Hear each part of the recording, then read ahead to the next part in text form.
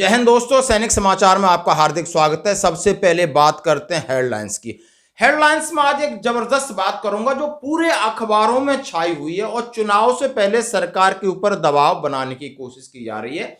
आज बात करूंगा 7th पे सीपीसी की दो सिफारिशें। एक सिफारिश है कि क्या 8वां वेतन आयोग बनेगा या किसी फॉर्मूले से आपकी पेंशन बढ़ेगी।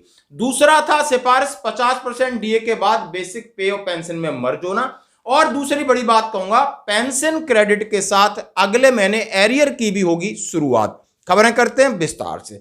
सबसे पहले जैसे मैंने आपको बोला 7 सीपीसी की दो सिफारिशें होंगी लागू। जो 7 सीपी में क्या सिफारिश की गई वो लागू होंगी। 7th वेतन आयोग ने 1.22 पैरा के अंदर यह कहा था कि 8वां वेतन आयोग यानी 10 साल एक वेतन आयोग का इंतजार किए बगैर आप एक अकॉर्ड फॉर्मूला से यानी जो भी एम्प्लॉइज हैं उनका आप पे और पेंशन बढ़ा सकते हैं। एक सवाल है। और दूसरा ये भी कहा था कि यदि आपका डीए 50% हो जाता है तो आप उसको बेसिक पे में मर्ज करेंगे। दो सिफारिशें थी और दोनों सिफारिशों के ऊपर आज बहुत बड़ा हंगामा चल रहा है। क्यों चल रहा है, आखिर सरकार क्या करने वाली है, जरा आप मेरे साथ रहिए। जबरदस्त न्यूज है।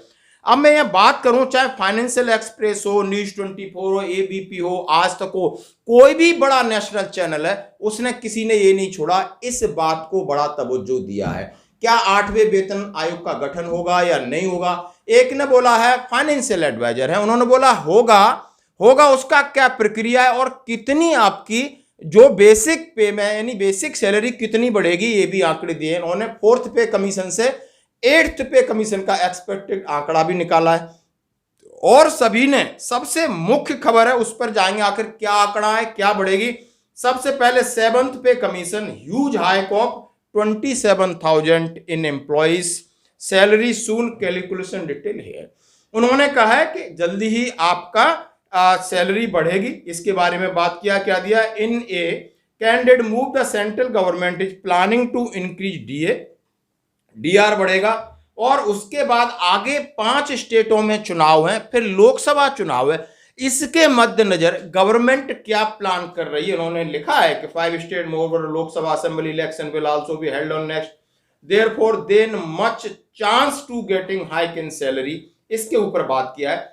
उन्होंने डीए एरियर के ऊपर बात किया है। इन्होंने बोला अभी डीए 4% बढ़ेगा, आपका 50% जनवरी में होगा, उसके बाद बेसिक पे में मर्ज होगा, फिर डीए एरियर जो कोविड का डीए एरियर है उसको भी देने के लिए इनके अंदर पिछले दरवाजे से प्लान चल रहा है। क्योंकि जानते हैं ये मुद्दा दूसरी पार्टी ले सकती है। दूसरी पार्टी क्या प्रॉब्लम खड़ी करेगी हम आपको ये बताएंगे।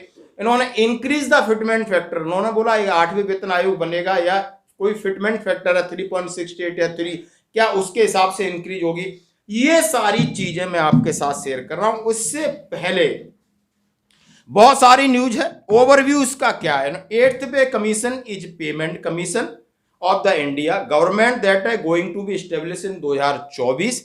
It is expected to be implemented January 2026।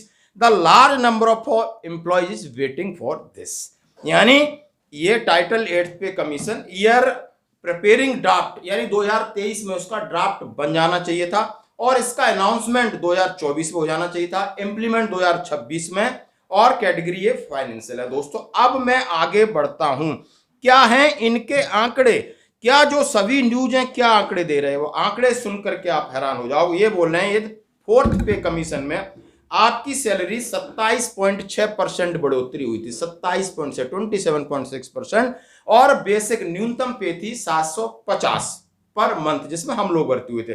5th पे कमीशन में 31% आपकी सैलरी बढ़ी और 2,550 आपका न्यूनतम सैलरी बनी। और 6th पे में आपका 54% बढ़ी, 7,000 आपकी बेसिक सैलरी हुई और इसका फैक्टर था 1.86।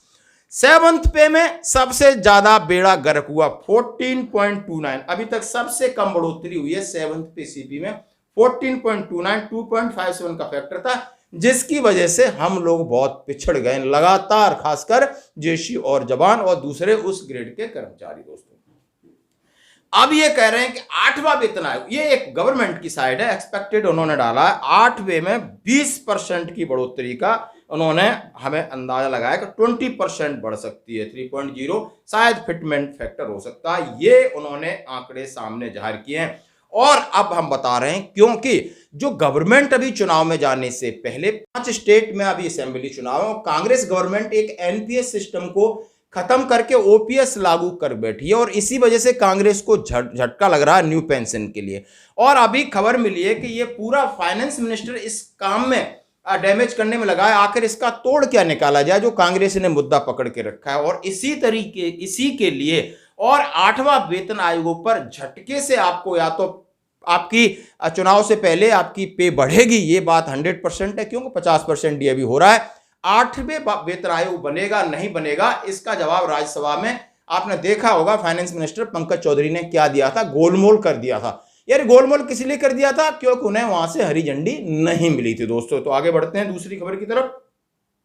महीना अगस्त आने वाला है और सभी को इंतजार है सेकंड इंस्टॉलमेंट, यानी जिसकी भी बढ़ोतरी हुई है, जिसको भी अरियर मिला है, उनको इंतजार है। और हाँ जी दोस्तों, हो सकता है कि आपकी पेंशन, जुलाई की पेंशन क्रेडिट 31 को होगी, परसों तक उसके साथ भी मिल सकता है, नहीं तो 1 से 10 तारीख तक सभी जो इस वर्ष में माइग्रेट हो चुके, जो मेरी बात हुई है, सबका जो एरियर की दूसरी किस्त जो अगस्त में आपकी इफेक्टिव है वो 10 तारीख तक आपके खाते में आ जाएगी और तीसरी किस्त आपकी नवंबर में शुरू होगी, यानी 20 सितंबर अक्टूबर 2 महीने बाद, और फिर आपकी लास्ट किस्त चौथी वो फरवरी में होगी। ये सबके लिए जानकारी। आज के लिए इतना ही, बने रहिए हमारे साथ, धन्यवाद।